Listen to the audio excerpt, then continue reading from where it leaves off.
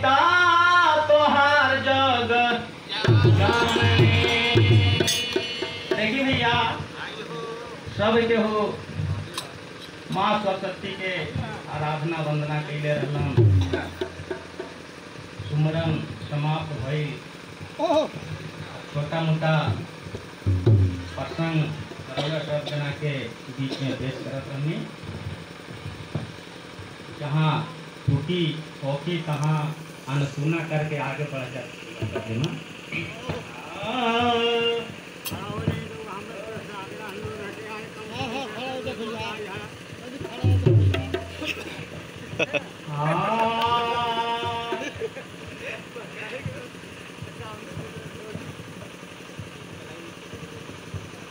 एक समय का जिक्र है,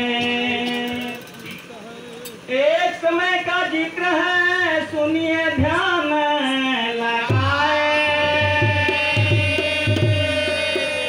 कंस के मन भावना हुआ, मन लगा भर माए।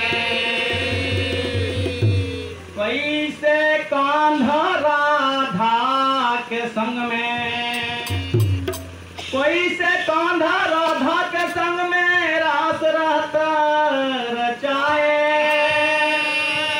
क्यों न मैं भी कांधा बनकर राधा को भर माए। देखिए भैया नित्य दिन जमुना किनार पर सखी सहेली के साथ राधा जमुना स्नान करे जात रहनी। ओहमे कृष्ण भगवान राधा संग सखियन के साथ छेड़छाड़ करत रहे। यही देख करके एक जलन भइल कंस के मन में। कंस भी ऐसा विचार करलन कि हम भी चाहे न राधा के साथ संग सहेली गोपियां के साथ हम भी रास रचाई। उनका विचार में आए कि कंस कृष्ण के रूप धारण करके और जमुना किनार पर चल गए। कैसे का बचा दे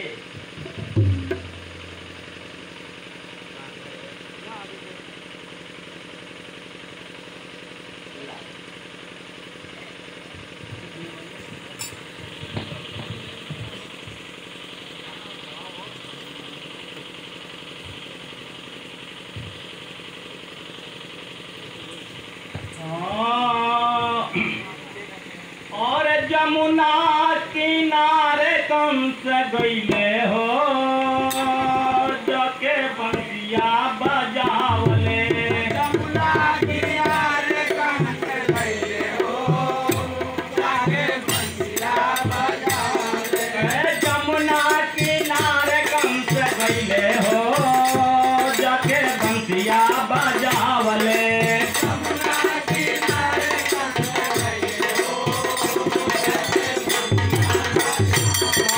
जमुना किनारे कंस गईले हो, जाके बंसिया बजावले।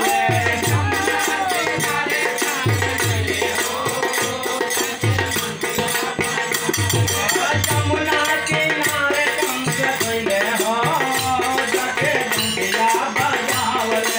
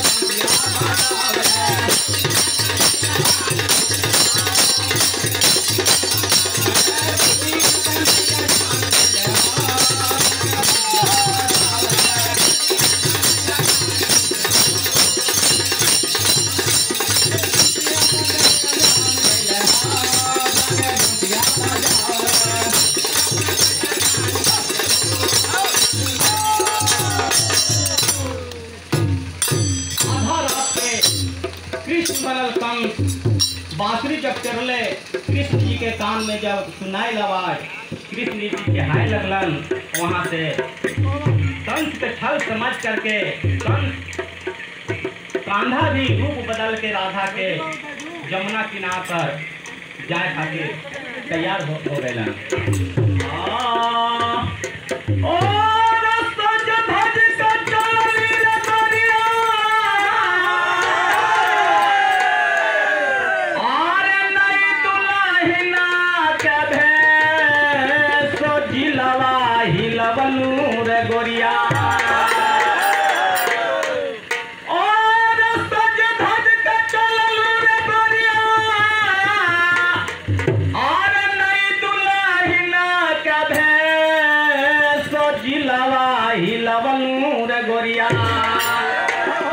पतरी कमरा लंबी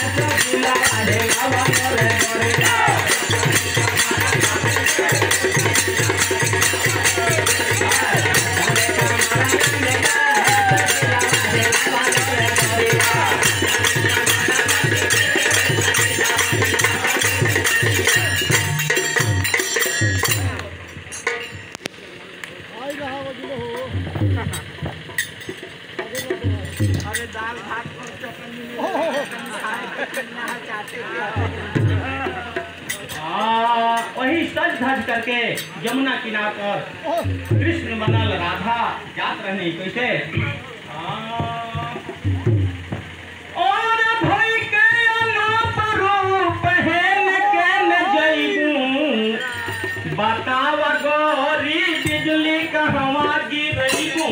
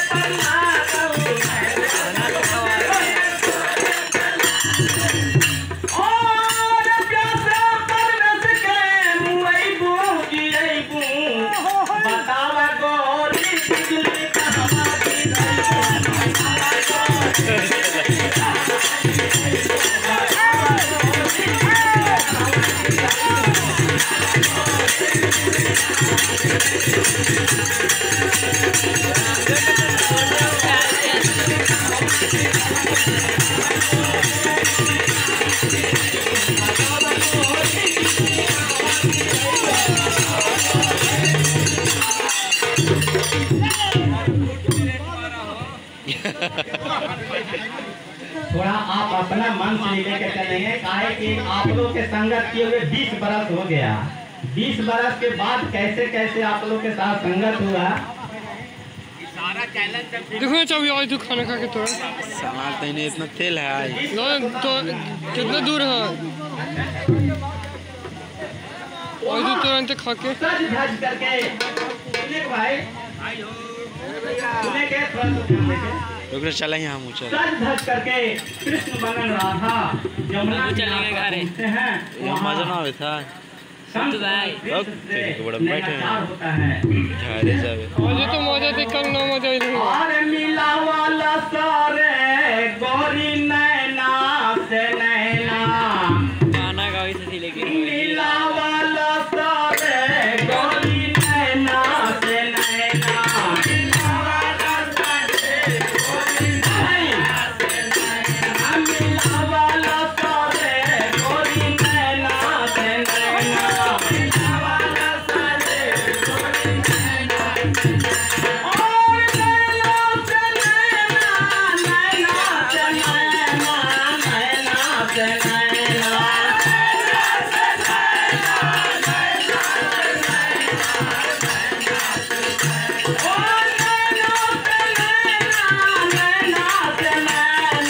नैना से नैना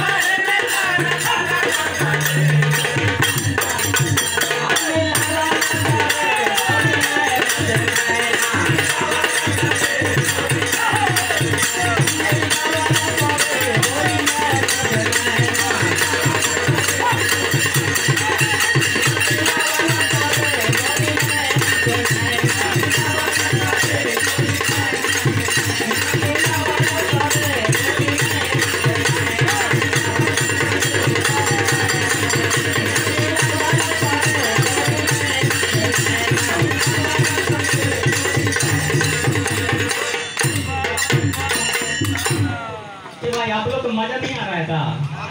यदि मजा नहीं आ रहा है तो खैर मन करेंगे ऐसे है हमारा प्यार। और यदि मजा आ रहा है तो थोड़ा सा केहुनिया मारने का प्रयास करें।